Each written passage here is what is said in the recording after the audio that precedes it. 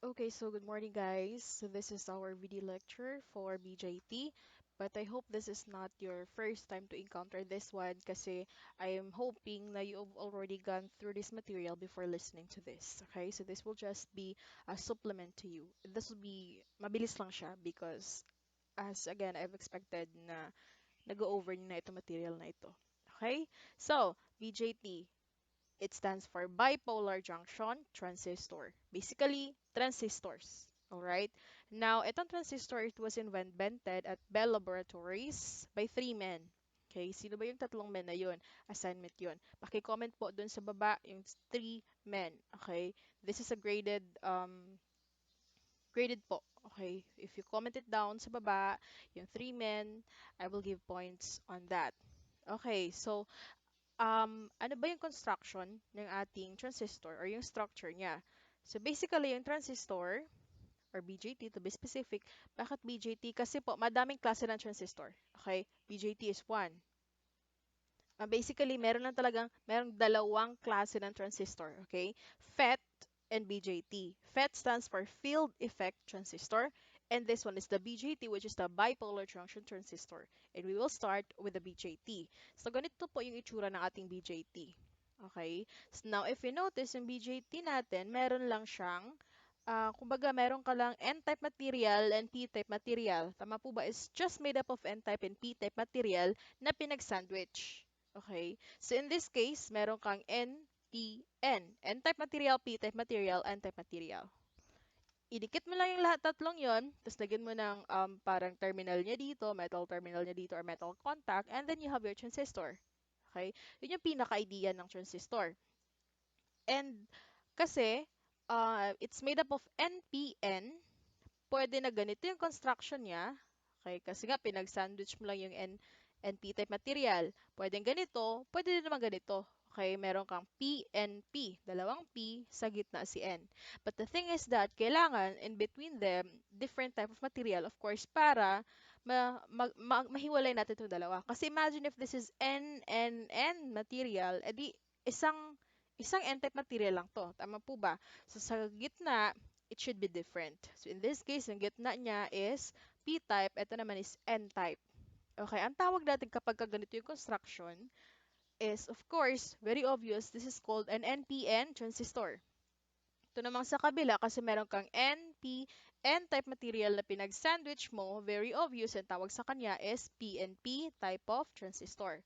Okay, so which leads us into the two base types of BJT. We have your NPN and PNP. Okay, so upon hearing those words, alam nyo na, okay, ang NPN, ganito yung construction niya. Pinag-sandwich lang yung N-type, P-type, and N-type material sa PNP. Kabaliktaran, pinag-sandwich lang yung P-type, N-type, and P-type material. Okay, so that is the construction. Na ngayon, notice na meron tayong tatlong terminal dito. Tama po ba? Na itong tatlong terminal na to, ito na yung ating um, anong tawag mo dito? Ito na yung terminals ng ating transistor. Okay, so ibig sabihin, yung ating BJT transistors, meron kang collector. Tatawagin natin itong collector. Ito naman dito sa gitna is base, sa baba is yung emitter. Alright? The same is true. Ito sa kabila, ito din yung ating collector, base, and emitter. So, again, there are how many terminals connected in your transistor? You have three terminals. What are they? The collector, the base, and the emitter. Okay. Now, if you notice, itong dalawang to, sa part na pinagdikit natin yung N-type and P-type, ang tawag natin dito is junction. Okay? Dalawang junction meron tayo dito. Kaya tawag nila sa transistor, no? Bijunction. Bijunction because there are two junctions. Asaan? Ito. Ang tawag natin sa diode is unijunction. Uni because meron lang siyang isang junction. Remember yung ating diode. Di ba ganito yung diode? This is N-type. This is P-type. Oops. Oops, sorry. Ay, nako. And this is your terminal. Okay? Now, this is the junction. Ilang junction meron ka? Isa. Kaya ang tawag sa kanya, unijunction. This one, meron kang dalawang junction. Ang tawag sa kanya, bijunction. Okay? So, specifically, itong junction na dito, ang tawag natin is base collector junction. Bakit? Kasi, it's the junction made by your base and your collector. Ito namang isa, pag tinanong kayo, anong junction ito? Very obvious, this is your base emitter junction. Okay? Okay. Now, if you look at this sa ibang view, okay, ganito yung pinaka-construction niya. Just to give you an idea, pagdating nyo sa ano nyo later, sa elective nyo, sa IC layout and design, you will find this one. May encounter nyo pa to ulit. Okay? This is just to give you an idea na ganito siya kapag ka, um, anong perspective ba to? Yung IC design, yung construction niya talaga. Ganito siya. Okay? So, moving on. Okay, so this is the construction. Next is the symbol. Ito po yung symbol ng ating transistor, BJT transistor. So, meron kang circle, and then meron kang ganito. This is your still, you have your collector, base, and emitter. Collector, base, emitter. So, ang pinaka palatandaan natin kung asan si emitter is siya yung merong arrowhead. Okay? This one, dito yung arrowhead. Dito din yung arrowhead. Ma'am, how do we determine kung NPN or PNP? Simple lang. Sa NPN, pababa yung arrow. Sa PNP, paakyat yung arrow. Ma'am, paano tandaan? Okay, ganito lang. NPN, ibig sabihin, napasok na. O, napasok na. So, andito na yung arrow mo kasi napasok na siya. Okay? Sa PNP, pasok na pasok. Pumapasok siya dun sa pinaka-base natin. Ayun, PNP siya. Okay? So, eto, lumabas na siya. Ibig sabihin, nakapasok na, napasok na. Eto, papasok siya ng papasok doon. Edi, pasok na pasok, PNP. Okay? So, that's just how we remember it. So, saan galing yan? Galing yan kay Sir Jarrod. Okay. There are also times na itong ating BJT, hindi na siya nilalagyan ng bilog na symbol. Usually, ganito na lang yung kaniyang yung symbol niya, ganyan. And this one, and then your arrow. This is PNP, andyan yung arrow, always. Ito yung collector. Base, emitter is kung asaan yung ating arrow. Okay? Now that we know kung ano ba yung construction ng ating transistor, ano ba yung mga terminals meron siya, yung mga junction na meron siya, ano ba yung mga types na meron yung transistor, alam na din natin kung ano yung kanyang symbol. Pupunta naman tayo sa operation. How does your transistor operates? Okay, so ganito siya. If sa diode, we know na if sa diode, how do we forward bias our diode? Or how do we turn our diode on? Di ba kailangan yung polarity natin tama? For example, I have my diode here. How do we turn it on? Hala, I'm sorry. It's really so, ano. Ito yung negative, ito yung positive terminal. Tama po ba? So, how do we turn on our diode? Pwede natin lagyan ng current na same sa direction ng arrow. Okay? If ganyan yung direction ng current, big sabihin, um, mata-turn on yung ating diode. If we want to create that direction of current, ang pangit talaga. Wait lang. Bakit? Ang pangit pa rin. Oh my God, sorry. Okay, so if we want... wait lang ha, ulitin ko. Okay, so if we want to turn on our diode, we just simply supply it with current na we have to make sure saving direction niya sa arrowhead ng ating diode. Tama po ba? And in order to get this direction of current, kailangan yung orientation ng ating DC bias is ganito. Ganito. Tama po ba?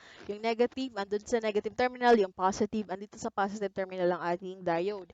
Kasi kapag ganito, if you notice, ano nga yung flow ng ating current pag meron tayong voltage supply? Di ba po, that is from negative to positive according to our conventional flow. Conventional, that is electron flow. Okay? So, di ba ganito? Eh, di meron tayong current na pa ganito.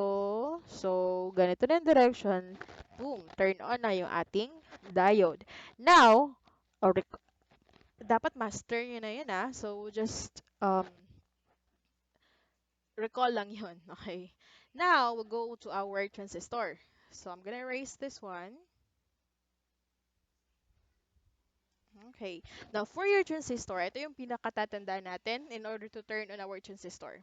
Kailangan daw po yung ating BE is forward bias. Yung ating BC junction is reverse bias. Dalawa ang tandaan. Kailangan mai-forward, kailangan mai-reverse. Sino i-forward natin? Yung base tsaka emitter. Okay, tandaan mo lang na yung emitter, siya yung i-forward. Diba? Kasi emitter, i-forward. Of course, yung isa naman, yung base collector, reverse. Okay? Sino nga yung i-forward? Si emitter. Si emitter, i-forward bias. Now, going back to our figure. Okay, again, dalawang junction meron tayo. Meron tayong base, emitter. Meron tayong base, collector. Asan ito? Sa construction, take note, ito. This is yung dalawang junction. Di ba ito ay base collector? Itong isa is base emitter. Ito yon. Okay? Kailangan daw, BE, i-forward. So, BE, ito, forward bias. Itong dito. Tapos, itong isa is reversed bias. Okay. Um, Yan ito. How do we forward bias this one? Kasi, take note, this is, what type of transistor is this? Is this NPN or PNP? Take note of the arrow, palabas siya. So, ibig sabihin, napasok na. Na, pasok, na. Okay. So, ibig sabihin itong base natin is made up of P-type material, yung ating emitter. Okay, dito pala yung emitter. Again, ha. Ito yung base. Ito yung collector. Okay. So, ito palang emitter made up of N-type material, yung base is P-type material. So, how do you forward bias it? Kasi P-type yung base, kailangan andun sa kanya nakakonect si positive ng ating supply. Kasi N-type yung emitter, kailangan andun sa kanya nakakonect yung negative type ng ating supply. So, connecting it this way, na forward bias na yung ating PN junction. Okay? Kasi guys, take note, etong dalawa lang, etong P at saka N, pag ito lang yung tingnan ko, yung base at saka emitter, di ba para siyang diode? Yes, para po siyang diode. That is why na kapag na-forward bias yung ating base emitter na junction, automatic maglalagay po tayo dito sa gitna or dito sa junction na to ng 0.7 volts.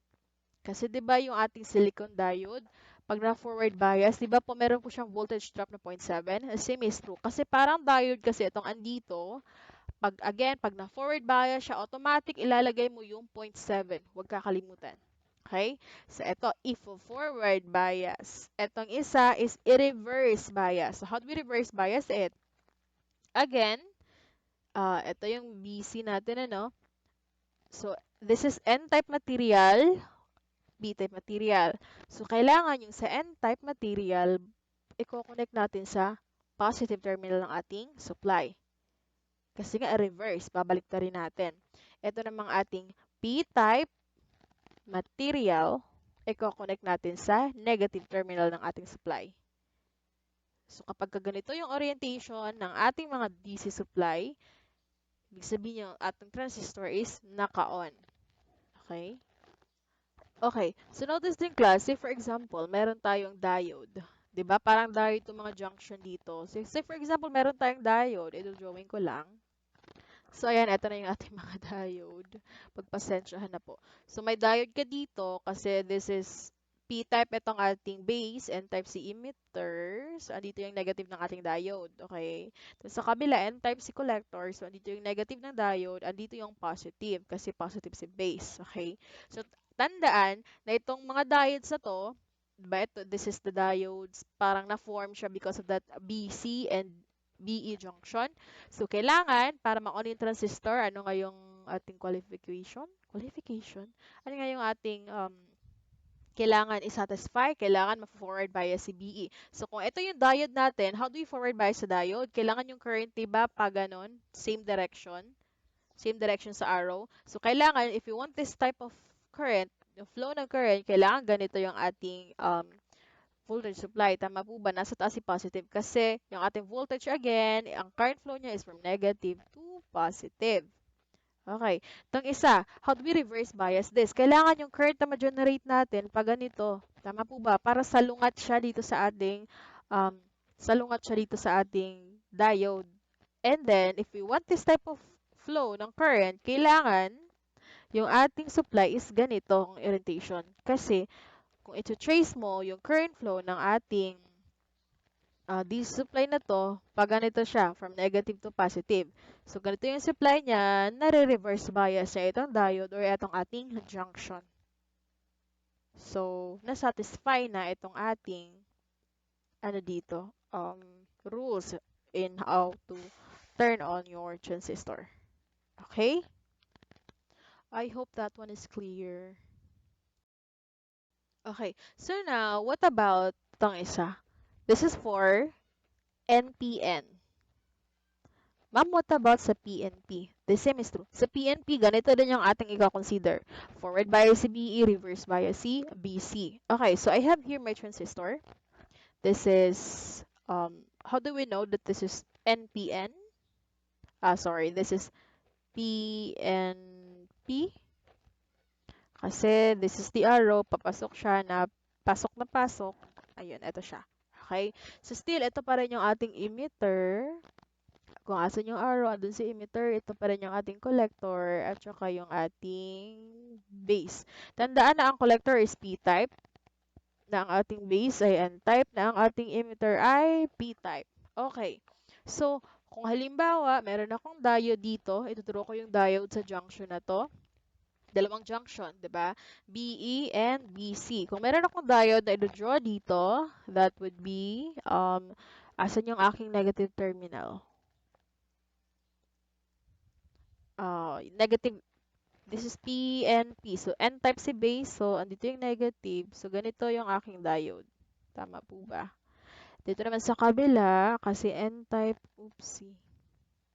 Kasi N type si base, andito yung aking negative. So this would be ganito. Okay? This is your BE. If forward bias natin si BE. So how do we forward bias BE? Kailangan yung current natin pa ganito. Tama po ba? And in order to create this current, kailangan yung ating supply is ganito. Kasi pagka ganito yung supply, yung flow natin current is from negative to positive. Okay? This one, we have to reverse bias it. So kailangan yung flow ng ating current, hindi pwedeng pa ganito. Hindi pwedeng pag ganito. Kasi pag ganito yung flow, same siya sa arrow direction, edi turn on siya. So, kailangan pag ganito. Okay? Reverse yung ating flow ng current. So, in order to create this flow of current, kailangan ganito yung orientation ng ating DC supply. Kasi, again, ang rule is that is from negative to positive. So, ganyan siya. Okay, so now, using this type of configuration, na-satisfy na natin na kailangan i-forward bias si BE, BE, i-forward, and si BCSE, na-reverse bias na siya. Na if you notice sa dalawa, sa PNP and sa NPN, kabaliktaran lang. So, ganito yung orientation niya. Pagdating dito, binaliktad mo lang. This one, binaliktad mo lang din. Okay? So, nilagyan lang siya ng corresponding transistors for your current limiters. Okay? So, that is our um, basic transistor operation. Now, if I were you, I would pause the video and then if i-ano mo, kumbaga, i-master mo kung paano nangyari yun, kung bakit ganun. Okay? Master mo yung yung operation ng ating transistor before you proceed. Alright? So, I'm just gonna erase this. Alright, so this is the last part for this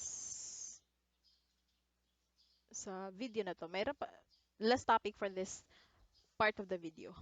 I think I will cut the video into different parts para bite size yung ating videos. Okay, so next, after natin malaman yung ating operation ng transistor, let us go to our transistor currents. Okay, so yung transistor currents natin, ganito siya. Ano nga ang type of material ito? This is NPN. This one is PNP. Okay, now you can visualize yung flow ng ating current as ganito. Okay, yung ating IE, usually, siya yung may pinakamalaking value ng current. So, may current kang papasok sa IB, papasok sa IC, lahat sila lalabas dito kay IE. Na if you would examine it using, tawag natin doon sa rule, KCL, kung ano yung pumapasok na current, yun yung lalabas. So, meron kang pinaka-formula that your IE is equal to IC plus IB. Ito naman sa kabila, dito sa NPN, kabaliktaran siya, class. Kasi, take note ha, itong arrow na to pababa, ganito ang direction ng ating current. Pababa din si IE. Kasi dito pataas siya, so pataas din yung flow ng ating IE. But still, IE pa din, ito pa din yung IE na to, ito pa din yung total ng dalawang current na to. Same pa din siya. IE is still IC plus IB. It's just that, baliktad na yung flow ng ating current. Okay? Okay. Now, okay. Now, if you notice, kung may book kayo, if nascan nyo yung book nyo, there are times na yung IC niya is equal to IE. The same na daw to. Disregarded na itong IB. IC is IE sa book. Kasi po, itong IB natin is napakaliit niya. If you would compute that, nasa mga microamperes siya. Napakaliit niya compared sa IC na para bang negligible na siya. So that is why there are books na kino-consider nila as IC is equal to IE because IB is approximately 0. Just note that, but we will not follow that one. We will still consider our IB. Okay? But basta alam nyo lang na may mga ganong approach na dinidisregard na si IB. Okay? And oo nga pala, please take note yung ating functions ng ating nakalimutan kong sabihin. Ano? Function ng ating transistor, ginagamit siya to amplify and as a switch. Bakit siya as a switch? Kasi itong IB, ang purpose itong IB is to turn on or off itong ating transistor. Okay? Kapag meron kang current IB dito, nato-turn on yung transistor natin. Ibig sabihin, nagkakaroon ng current flow. Kumbaga, pang-switch lang siya ng ating transistor. And it's also used for amplifying. So we will just see those applications later as we proceed with our topic. So as of the moment, alam na natin yung for this part of the video, alam na natin yung ating terminals ng ating transistor, ang tawag natin sa mga junction na to, how do we determine kung NPN or PNP ba siya, alam na natin yung symbol niya, and alam na natin kung paano siya i-operate, alam na natin kung paano siya i-turn on, na kailangan i-forward bias si BE junction at reverse bias si BC junction. So, ganito yung pinaka-configuration niya, okay, in turning on your transistor. And of course, meron tayong transistor current, always tatandaan that your IE is always equal to the sum of your IC plus IB. Okay? Okay, so that's for the first part of this video lecture. Again, ulitin muna ang video, i-understand muna siya bago mag-proceed sa next. Alright? See you on the next video.